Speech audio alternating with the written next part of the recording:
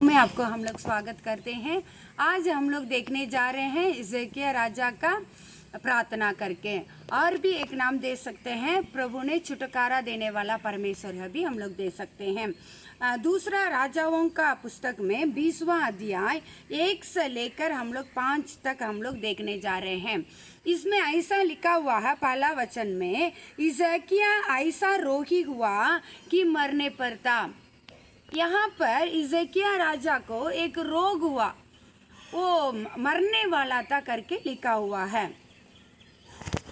ऐसा रोगी है कि वो मर ही जाएगा।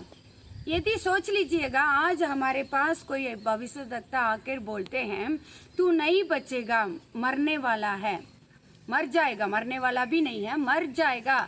यदि ऐसे हमारे पास आके कोई बोलेंगे तो हमारा स्थिति कैसे रहेगा, यही सोचने के बात है।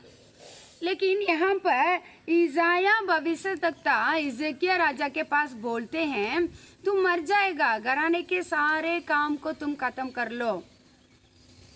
तो उनका स्थिति, हिजकिय्याह राजा के पास उनका स्थिति कैसा रहा होगा, सोचेंगे।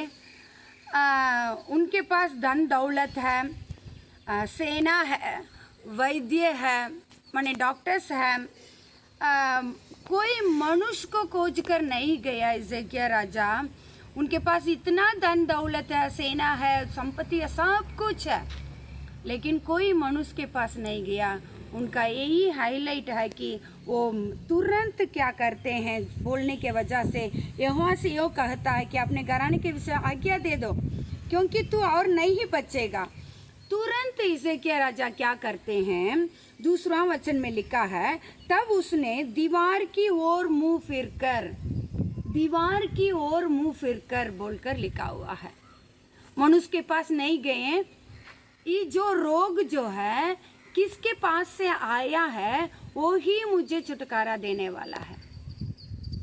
कोई डॉक्टर मुझे छुड़ा नहीं सकता, मेरा धन दौलत मुझे नहीं छुड़ा सकता है, परमेश्वर ही इसको ठीक कर सकता है करके दीवार की ओर मुंह फिरकर प्रार्थना करने लगा। यदि इस स्थिति में हम लोग रहेंगे तो हम लोग क्या करते हैं मालूम है आपको?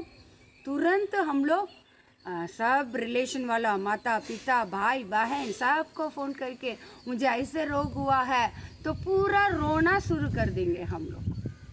लेकिन हिजकिय्याह राजा ऐसा कुछ भी नहीं किया, सिर्फ परमेश्वर की ओर, दीवार की ओर मुंह फिरकर परमेश्वर के पास प्रार्थना करने लगा करके यहाँ पर लिखा हुआ है। यहोवा से प्रार्थना करके कहा, हे यहोवा, हे यहोवा,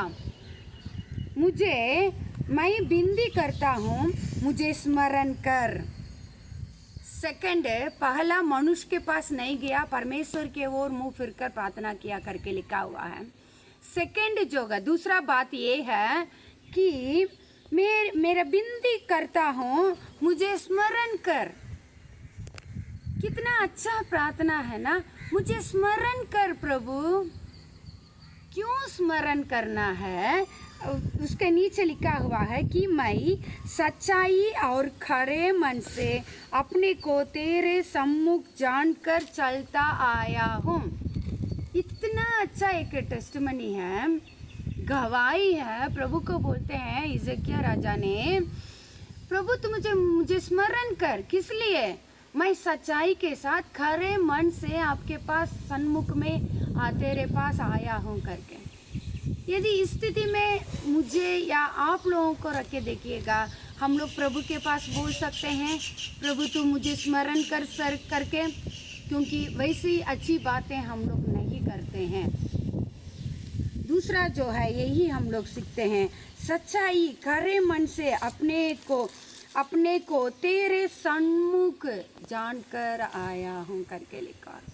इतना अच्छा हिजकिय्याह का प्रार्थना जो है ना, परमेश्वर के पास जाकर प्रार्थना किया,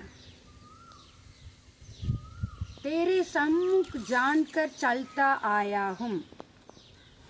इसके बाद ही उसका रोना आ रहा है। उसका नीचे हम लोग देखेंगे, आया हूँ और जो मुझे अच्छा लगता है वो ही तुझे अच्छा लगता है। प्रभु किस लिए मुझे स्मरण कर, तुझे जो अच्छा लगता है उसी को मैं करता आया हूँ। कितना अच्छा है ना। यहाँ पर लिखा है तुझे जो अच्छा लगता है वही मैं करता आया हूँ, इसलिए मुझे स्मरण कर प्रभु करके यहाँ पर लिखा है। उसके बाद ही उसका रोना आता है, देखिएगा। तब हिजकिय्याह राजा फूट फूट कर रोया। मैंने छोटा बच्चे लोग कैसे रोते हैं ना, कोई चीज़ मांगते हैं, हम लोग नहीं देते हैं बच्चों लोगों को, तब बच्चा क्या करता है, ज़मीन में लेट कर फूट फूट कर रोता है जब तक वो ना पाता कोई चीज़। यहाँ पर हिजकिय्याह राजा फूट फूट कर रोने लगा है। इस रोना जो है ना हमारा मनुष्य के जीवन में प्रथम आ जाता है, रोना। मुझे ऐसा रोग हुआ इसलिए हम रोने बैठ गए हैं, लेकिन यहाँ सेकंड हम लोग देख रहे हैं हिजकिय्याह राजा फूट फूट कर रोने लगा। कोई हम लोग सोचते हैं मैं भी रोता हूँ प्रार्थना में, क्या परमेश्वर मेरा आंसुओं को नहीं देखते हैं? ऐसी बात नहीं है प्रियो। प्रभु हमारा आंसुओं को बहुत अच्छी तरफ से जानते हैं। हमारा आंसुओं को प्रभु देख कर ऐसे बैठने वाला परमेश्वर वो नहीं है, तुरंत जवाब देते हैं परमेश्वर। हम लोग नीचे देखेंगे वही अध्याय में 5वां वचन में लिखा हुआ है, जब प्रार्थना किया हिजकिय्याह राजा तो यशायाह भविष्यद्वक्ता क्या किया, तब ऐसा हुआ कि यशायाह आंगन के बीच तक जाने ना पाया था। यशायाह भविष्यद्वक्ता बोल के चले गए, कहाँ पर? आंगन तक भी नहीं पहुँच पाए हैं। इनका प्रार्थना प्रभु को बैठने नहीं दिया, तुरंत जवाब आया है, तुरंत जवाब आया है। इसे क्या आंगन के बीच तक जाने भी ना पाया था कि यहोवा का ये वचन उसके पास पहुंचा। तुरंत यशायाह से बोलते हैं तुम मेरे राजा के पास जाके तुम बोलो करके। यदि हम लोग सोचते हैं हमारा प्रार्थना को जवाब नहीं आ रहा है, एक ही बात हम लोग को करना पड़ेगा, सच्चाई के साथ रहना पड़ेगा, खरे मन से रहना पड़ेगा। जो प्रभु चाहते हैं उस वैसे जीवन बिताएंगे तो हमारा प्रार्थनाओं को प्रभु सुनेंगे जरूर। 5वां वचन में लिखा हुआ है, लौट कर मेरी प्रजा के प्रधान हिजकिय्याह से कह। हिजकिय्याह से बोल रहे हैं प्रभु तुम जाओ बोलो उसके पास कि तेरे मूल पुरुष दाऊद का परमेश्वर यूँ कहता है कि मैं तेरी प्रार्थना सुनी और तेरी आंसू देखे हैं, देख मैं तुझे चंगा करूँगा। कितना जवाब अच्छा है, देखिए। तेरी प्रार्थना सुनी है मैंने, तेरी आंसुओं को देखे हैं। आजकल मनुष्य सोचता है मेरा आंसुओं को देखने वाला कोई नहीं है, मेरा प्रार्थनाओं को सुनने वाला कोई नहीं है। नहीं है प्रियो, प्रभु सुनना चाहते हैं, लेकिन उस अच्छा जो गुण है वो हम लोग के पास रहना चाहिए। यही बोल के मैं समाप्त करना चाहता हूँ। पहला वचन में लिखा हुआ है, उन दिनों में हिजकिय्याह, ऐसा लिखा हुआ था, लेकिन यहाँ 5वां वचन में लिखा है मेरी प्रजा के प्रधान हिजकिय्याह से कह। तोफात क्या है, क्या डिफरेंट है 1 और 5 वचन में, क्या डिफरेंट है, तोफात क्या है? मेरी प्रजा को प्यार करने वाला हिजकिय्याह राजा करके प्रभु बोल रहे हैं।